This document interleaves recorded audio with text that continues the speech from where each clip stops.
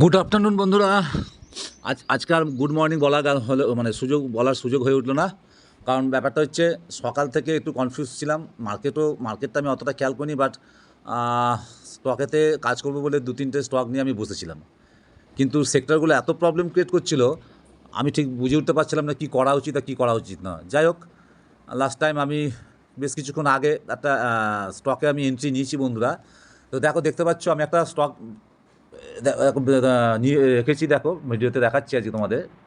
এখন live trade চলছে, আমার লাইভ মার্কেট চলছে। দেখো আমি যে স্টকটা ওপেন করেছি সেটা হচ্ছে এলজিই ইন্ডিয়া, ঠিক আছে। এটা কনজিউমার ডিউরেবল সেক্টরের স্টক, লার্জ ক্যাপ ক্যাটাগরির। তো বন্ধুরা যাই হোক, তো আমি এই স্টকটাতে অনেক লেট আমি ওয়েট করছিলাম অনেকক্ষণ ধরে, কারণ এই সেক্টরটা কিন্তু আপাতত নিচের দিকেই আছে, ঠিক আছে, রেড কালার হয়ে আছে, নিচের দিকে আছে।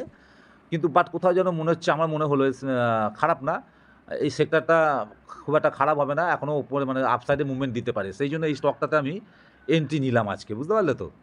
তো দেখো মোটামুটি দেখেছো যে এই যে লেভেলটা দেখছো, 1559 এত আছে, 80 এরকম দেখাচ্ছে। তো আমি 1560 টাকা 40 এই লেভেলে আমি এটাতে এন্ট্রি নিয়েছি, বাই এন্ট্রি নিয়েছি এই লেভেলে। এই কিছুক্ষণ আগে নিয়েছি, জাস্ট কিছুক্ষণ আগে নিয়েছি। আর আমার যে টার্গেট ধরা আছে, দেখো আগের দিন মানে হচ্ছে এই যে গ্রিন ক্যান্ডেলটা দেখছো 15 এপ্রিল, আগের দিন ও অলরেডি এখানে হাই মেরে এসছে, 1629 টাকা 80 লেভেলে হাই মেরে এসছে, ওকে। তো আমারও মোটামুটি এটাই হাই আছে, যেহেতু আমি ডেলিভারিতে করছি, এটাকে ক্যারি ফরওয়ার্ড করছি, ঠিক আছে। নিয়ে যাবো 1 দিন 2 দিন 3 দিন 5 দিন 10 দিনও লাগতে পারে।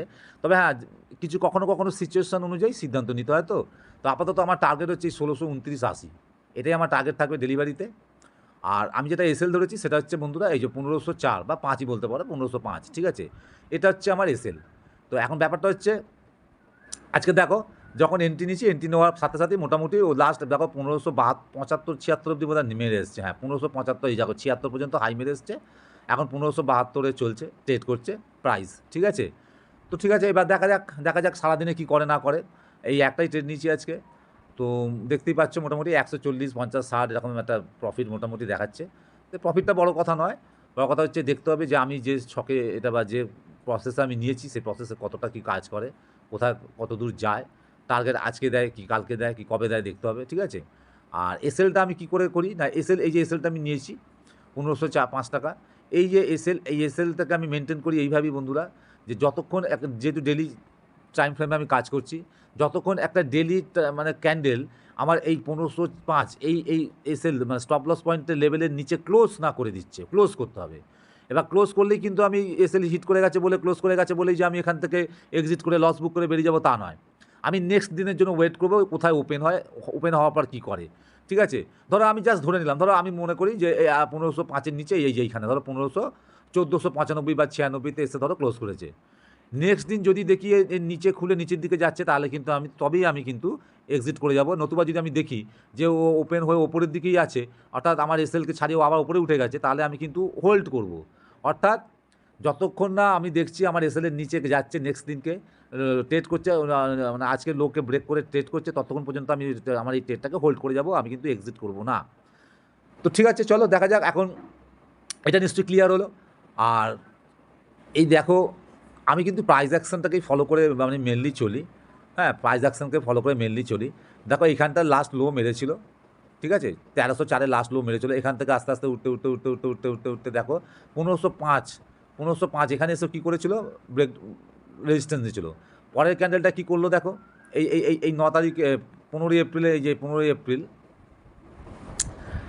কী করলো না, ওপরে ক্লোজ করলো, মানে গ্যাপ আপ হলো, কিন্তু গ্যাপ আপ ওপেন হয়েছিল, হয়ে ওপরে ক্লোজ করলো। আমি একটা কী চেয়েছিলাম, একটা রিট্রেসমেন্ট। বারবার আমি তোমাদের বলি না যে একটা রিট্রেসমেন্ট অবশ্যই দরকার, রিট্রেসমেন্ট না হলে কিন্তু অসুবিধা আছে। দেখো এখন প্রাইস লাইভ ট্রেড দেখাচ্ছি তোমাদের বন্ধুরা, রেকর্ডিং করছি, প্রাইস এখন দেখো 1579-80-তে উঠে গেল, ঠিক আছে। এই মাত্র 1571-72 দেখাচ্ছিল না, এখন দেখো 1579-80-81 এখানে ট্রেড করছে। তো যাই হোক, যেটা বলছিলাম, এটা লাইভ চলছে, এখন বাজে দেখো 1টা 1। তো যাই হোক, আমি একটা রিট্রেসমেন্ট চাইছিলাম। তো দেখো এই যে ক্যান্ডেলটা, রেড ক্যান্ডেলটাকে দেখো, 16 তারিখের রেড ক্যান্ডেল, মানে আগের দিন মানে গতকালকের দিনের কথা বলছি। দেখেছো ওপরে ওপেন হয়েছিল, ওপেন হওয়ার পর যে লেভেলটা আমি যে টেনেছি, লেভেলটা 1560, হ্যাঁ ওপরে ওপেন হয়ে নিচে দেখো রিট্রেস করেছিল করে এই আমার এই 1505 লেভেলে কাছাকাছি এসে এখান থেকে উঠে গিয়ে আবার ও এখানে এসে 1550-এ এসে ও ক্লোজ দেয়। ওই জন্য আমি আজকে ঠিকই করেছিলাম বন্ধুরা, যে যদি আজকে যদি প্রাইস এই যেখানে ও ক্লোজ করেছে বা যেখানে হাই মেরেছে, হাই লেভেলের নিচে যদি ওপেন হয়, ওপেন হয়ে যখন ওই হাইকে ব্রেকআউট দেবে না, আমি এখানেই ঢুকে যাব। তাই জন্য আমি রেডি হয়েছিলাম। আর বিশ্বাস করো, সেই সময় একটু টেনশানেও ছিলাম, আমার অতটা খেয়াল ছিল না। আর আমি না ভুলে গেছিলাম, খেয়াল ছিল না যে আমি তোমাদেরকে একেবারে শুরু থেকেই দেখাবো কীভাবে এন্ট্রিটা নিলাম, কী করলাম। তাই আজকে আমার ভিডিওটা অনেক লেটে বানাতে হচ্ছে, তাই প্লিজ তোমরা কিছু মনে করো না। দেখো এখন প্রাইস 1583-তে ট্রেড করছে, 82-83-তে ট্রেড করছে।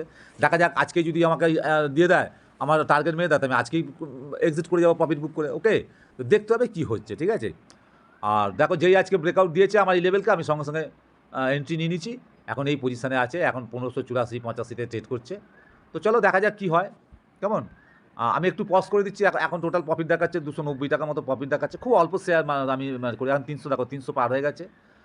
1585 চলছে। যাই হোক, তো খুব অল্প শেয়ারে কাজ করছি। দেখতেই পাচ্ছ মাত্র 12টা শেয়ার আমি এখানে বাই করেছি। তো বন্ধুরা, সবই কোয়ান্টিটির গেম।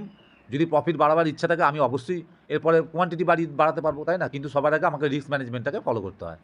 তো চলো, এটাতে আমার রিস্ক আছে টোটাল বন্ধুরা প্রায় 650 টাকার মতো, মানে 640 টাকার মতো রিস্ক আছে। তো দেখি কী হয়। ওকে, তাহলে এখন একটু পজ করে রাখছি। আবার নতুন কিছু আপডেট নিয়ে তোমাদের সঙ্গে আবার খুব তাড়াতাড়ি আসছি আপডেট নিয়ে। ওকে, চলো।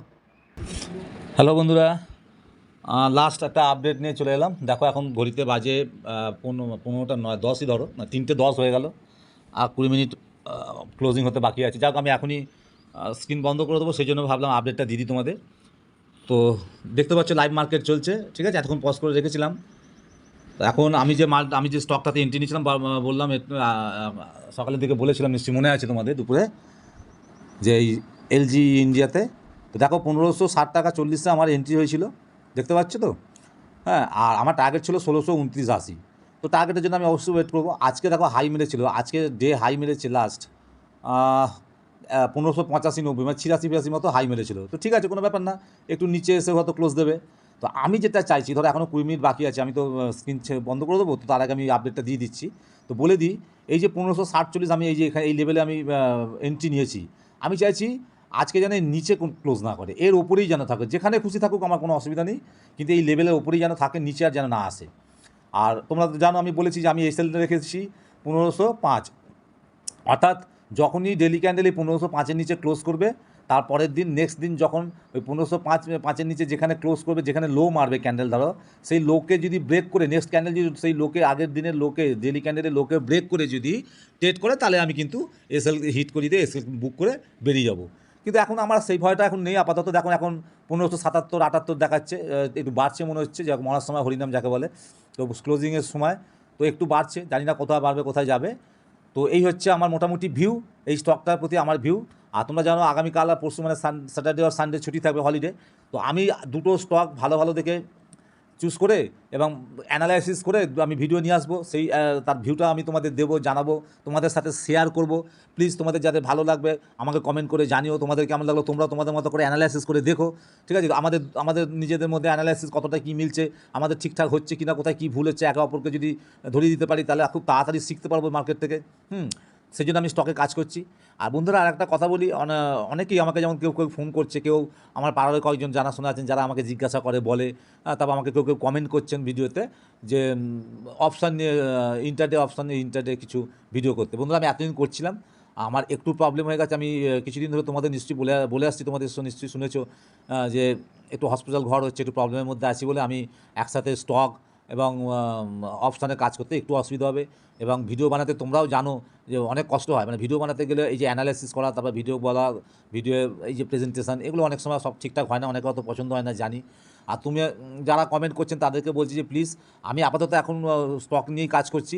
তো আশা করি আমার যেটা মনে হয়, অপশন আমি মাঝে মধ্যে করি। আগেও আমি তোমাদের সকলকে বলেছি যে আমি অপশন মাঝে মধ্যে করি, রেগুলার অপশন করি না। আর মাঝে মধ্যে তোমাদের একটু আধটু আমার ভিউটা তোমাদের সাথে শেয়ার করি, যেটা আমি ধরো ওই এখন যেমন স্টকের মধ্যে করছি।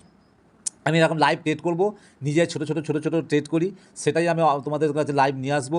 রেকর্ডিংটা তোমাদেরকে আমি দেখাতে পারবো, কারণ সেবিতে কিছু রুলস আছে, গাইডলাইন্স আছে, সেগুলো তো ফলো করতে হয়। তো আমি তো ওইভাবে লাইভ বসে ট্রেড করতে পারি না বা দেখাতে পারি না। তো যাই হোক, তো এইভাবেই শিখতে হবে আমাদের, আইনকে মেনে, আইনকে রেসপেক্ট দিয়ে এইভাবেই শিখতে হবে।